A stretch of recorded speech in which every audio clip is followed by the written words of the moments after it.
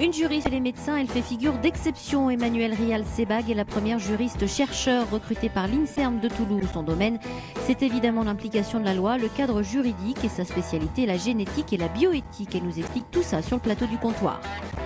Appel à la solidarité de l'association pour le don d'organes à DOT 31. Elle organise pour la première fois une assemblée générale ouverte au public le 11 février prochain. Son président est sur le plateau, ainsi qu'un médecin pour nous rappeler l'importance du don.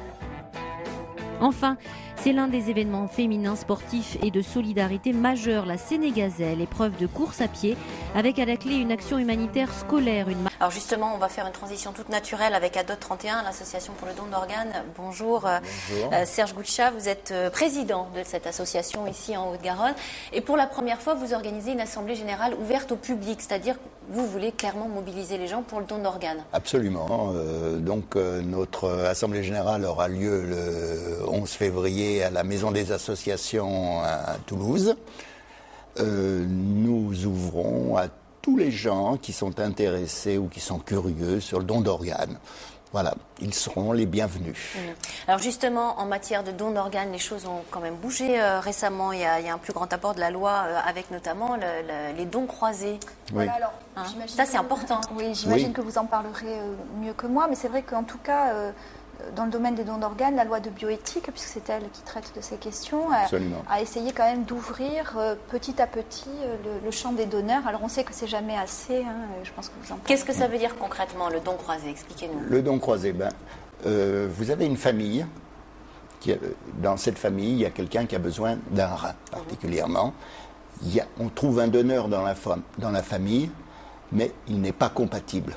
Ailleurs en France, le même problème se pose. Dans cette famille, il y a un donneur, mais qui n'est pas compatible. S'il est compatible avec une autre famille, on croise de famille. Voilà. Ça, c'est quand même une avancée majeure. C'est une avancée. C'est une avancée pour le don du vivant. Exactement. Par contre, pour le don post-mortem, on n'a pas beaucoup avancé. Vous êtes greffé vous-même. Oui, racontez-nous. Vous intervenez régulièrement dans les conférences pour parler de votre expérience.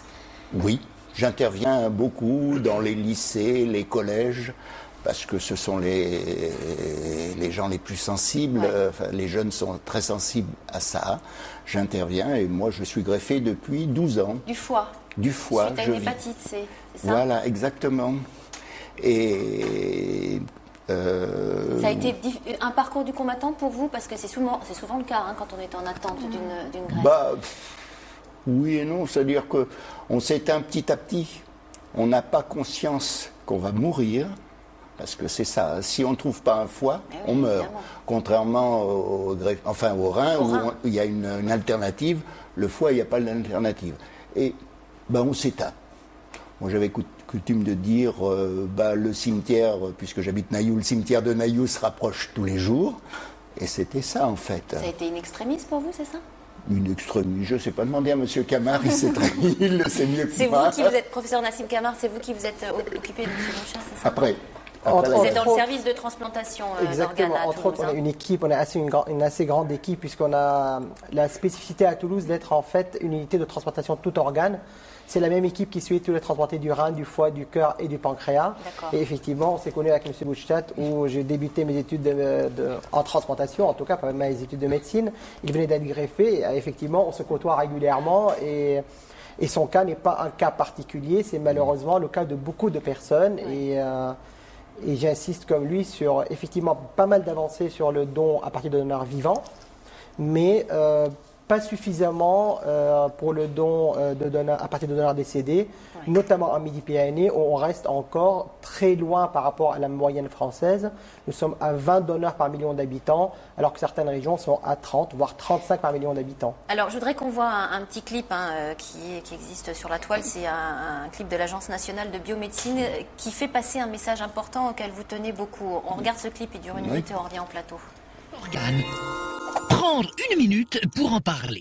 On a tous entendu parler du don d'organes, mais on est moins nombreux à en avoir parlé, à avoir dit à nos proches si nous sommes d'accord ou non pour donner nos organes en cas de décès. Et pourtant, si on ne leur dit pas, cela ne sert à rien. Alors pourquoi le dire? Eh bien, c'est très simple. Si on ne dit rien, c'est logique. Nos parents ou nos enfants ne peuvent pas le savoir. La seule façon, c'est de le dire à ses proches. Ses parents, sa femme, ses frères et sœurs.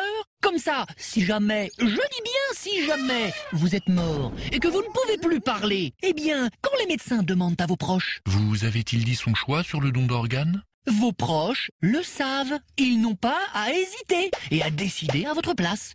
C'est votre volonté qui est respectée. Conclusion, dire oui ou non, ça ne prend guère plus d'1 minute. Vous prenez un proche, vous prenez 1 minute et hop, c'est fait. Et 1 minute, c'est juste le temps qu'on vient de passer ensemble. Essayez, prenez 1 minute pour en parler. Don d'organes, donneur ou pas, je sais pour mes proches, ils savent pour moi. Là, ça c'est le message important que vous souhaitez faire passer, je crois. Oui, bien sûr, parce que il faut absolument que les gens se positionnent. Parce que s'ils ne se positionnent pas et s'il leur arrive quelque chose, c'est une horreur pour la famille.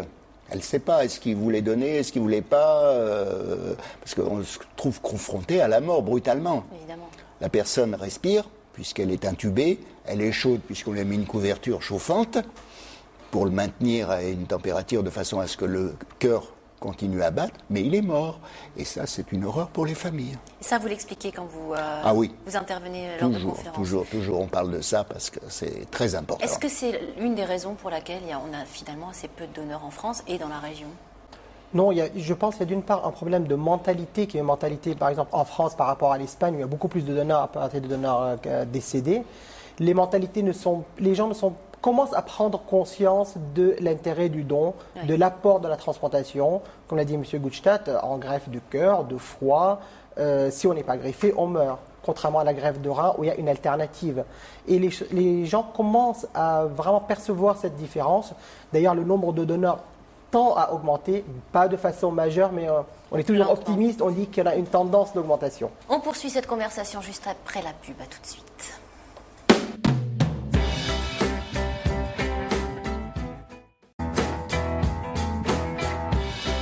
Allez, retour sur le plateau du comptoir de l'info. On parle du don d'organes avec le professeur Nassim Camar, excusez-moi. Toulouse est le premier centre de greffe rénale en France. Absolument. On est plutôt en pointe, hein. Absolument. Le nombre de greffes a bien augmenté. Nous sommes passés de 117 en 2009, greffes rénales adultes, 137 en 2010 et 177 greffes rénales adultes en 2011. Nous plaçons premier en France, plus 4 greffes pédiatriques.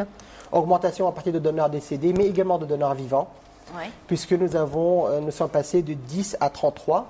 Donc nous avons 18% de nos greffes sont à partir de donneurs vivants, ce qui est largement au-dessus de la moyenne nationale qui est de l'ordre de 8%. Alors augmentation du nombre de greffes, mais malheureusement augmentation également du nombre de personnes en attente. Exactement. Le fichier, il est à combien? Nous sommes aux alentours de 380 patients en attente de greffe rénale à Toulouse. Nous en avons inscrit plus de 50 en janvier 2012. Les critères d'acceptation des receveurs a augmenté puisque nous greffons des patients de plus en plus âgés. Oui. Et donc, les donneurs âgés peuvent tout à fait donner des reins à des receveurs âgés. C'est très, très bien pour leur devenir. Et donc, effectivement, ayant élargi la panel de receveurs, des donneurs également, le nombre de greffes a augmenté. Vous avez attendu combien de temps, vous, pour Pas longtemps.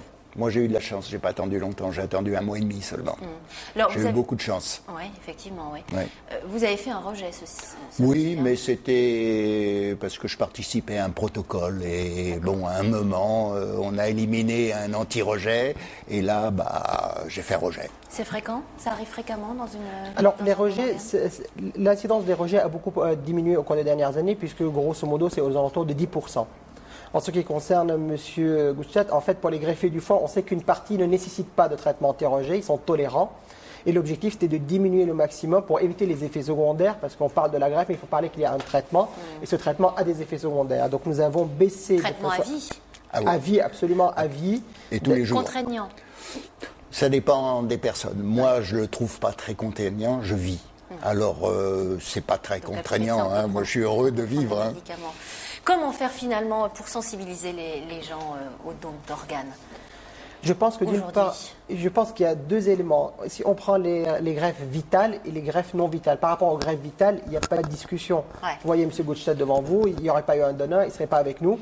Et les exemples sont nombreux. Beaucoup de patients décèdent sur les listes d'attente de greffe de foie, de greffe de cœur par manque d'organes. Il y en a qui sont très jeunes et on manque d'organes. Pour la greffe de rein, la situation est un peu différente puisqu'il y a l'alternative qui est la dialyse. Mais on sait très bien que les patients transplantés vivent d'une part plus longtemps quand ils sont transplantés que quand ils sont dialysés. Ils vivent mieux, meilleure qualité de vie. Et même au niveau de la société, le coût est largement inférieur quand on est transplanté que quand on est dialysé. Absolument. Puisque M. Camard parle de coût, et moi j'ai des chiffres, en gros, sur la transplantation de rein. En gros, une transplantation de rein coûte 1 an de dialyse. Mais après, le suivi de greffe, c'est 10% de cette somme. Et en plus, les gens, s'ils sont jeunes, reprennent des études, les adultes retravaillent, donc participent à la vie de la société, payent des impôts, payent des charges de sécurité sociale, c'est tout gain pour la communauté. D'ailleurs, la CPAM nous donne un peu d'argent pour que nous fonctionnons. Donc ils ont compris leur intérêt. Il y a en un mot et en conclusion peut-être un nouveau système de recensement des donneurs potentiels qui existe également dans votre service, je crois. Absolument. C'est un système qui est en train d'être mis en place dans tout Midi-Pyrénées, qui s'appelle Cristal Action, qui sera mis par le médecin coordinateur des prélèvements, qui est le docteur Georget. Il s'agit d'un système qui permettra de recenser tous les décédés de la région, et hôpital par hôpital, et à partir de cela, voir quels sont les patients qui auraient pu être de potentiels donneurs d'organes, qui n'ont pas été référés à la coordination. Ça permettra de faire un recensement assez exhaustif pour sensibiliser là où il n'y a pas suffisamment de référement de patients vers la transplantation, vers le don.